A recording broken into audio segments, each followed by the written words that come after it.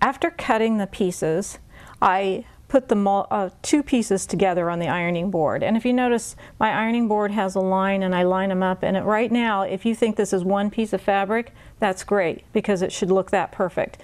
But here's the two pieces that are separate. Now to get a nice join on this, I'm going to roll this guy out of the way for a second. And I'm going to turn this one up at 1/4 inch. Now when I do that, I'm going to have this little tail thing up here, and that's fine. That's just fine. Now you can measure this seam to be really precise with your seam gauge, but frankly I've seen so many 1/4 inches on this project that I'm pretty sure I can eyeball it. So I'm going to iron it with the seam like that.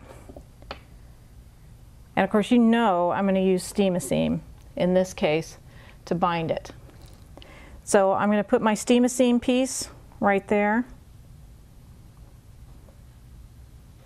And then I'm going to put this piece back, and again I want it to look like it's one piece here on the ironing board, because if I can get it to look like one piece here, then I'm going to be able to stitch it as one piece and it's going to look great when I put it all together. You do it on the bias like this, by the way, to add strength to the fabric. If you just did a straight edge and binded them together, the bond wouldn't be quite as strong. So as you can see, it takes a little bit of working, but it's worth it in the end. So I'm happy with that. This takes about 5-6 seconds for it to have enough bond for me to stitch.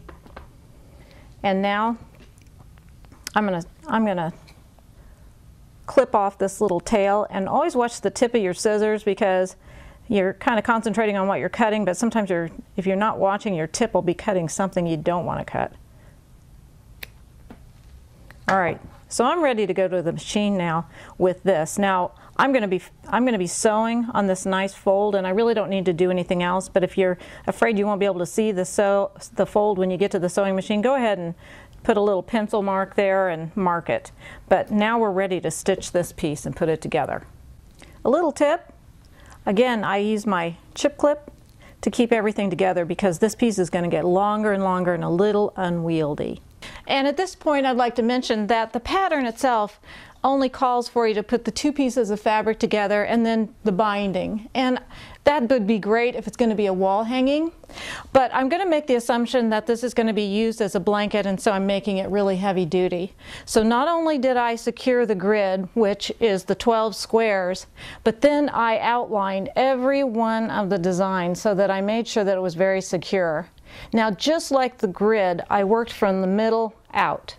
And it was a process, pretty lengthy. Allow yourself a lot of time if you're going to do it that way to lay it out. I even ironed it sometimes when it seemed to need it, and rolling it up to be able to find the work surface that I needed, and then sewing the piece and then bringing it back. So it is a lengthy process. But let me show you what it ends up looking like on the back. Oh, another surprise I have for you, or at least for my sister, is I took it down to a t-shirt shop before I had it all secured, and I had her put an inscription on here for my sister's 50th birthday. Anyway, it now has an outline and kind of its own design on the back. I think it's pretty in the fleece, but you can see where I've outlined every one of the designs of the t-shirts. After that,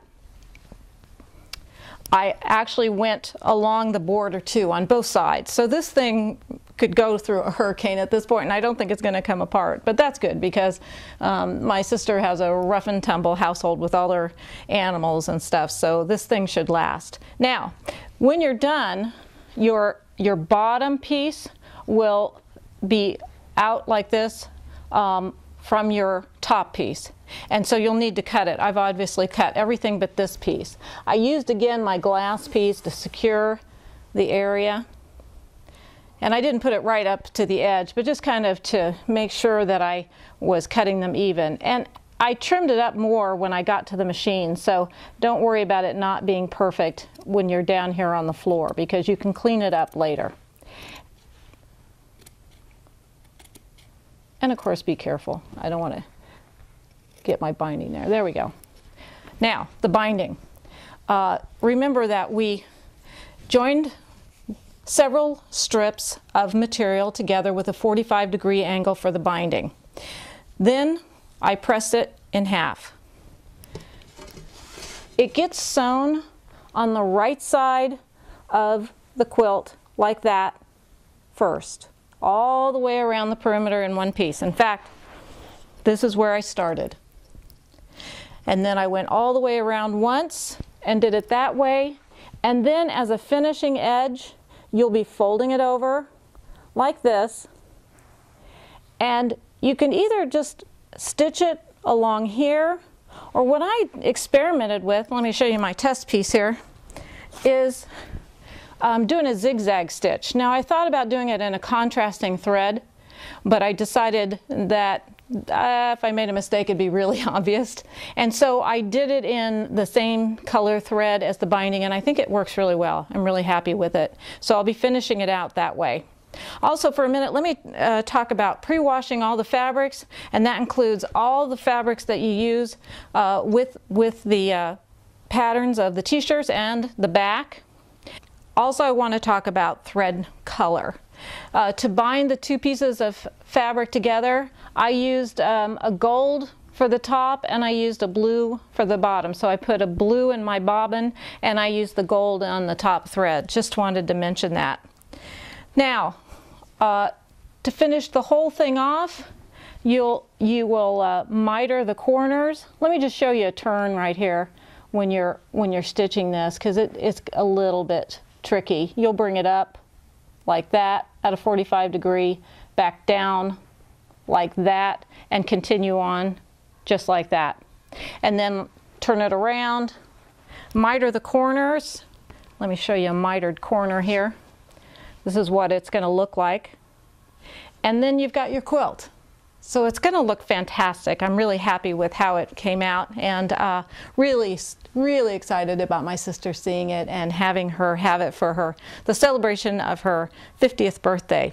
You know, one more thing I wanted to mention is I decided that this was quite a process, and so I recorded a lot of the pictures along the way for my sister, and I have a little album called Lizzie's Quilt, and it talks about how it came together, how I got help from my family, I got help from her son, just different things to let her know the process of her quilt coming together. And I hope that it stays with the quilt and it becomes they become a pair together.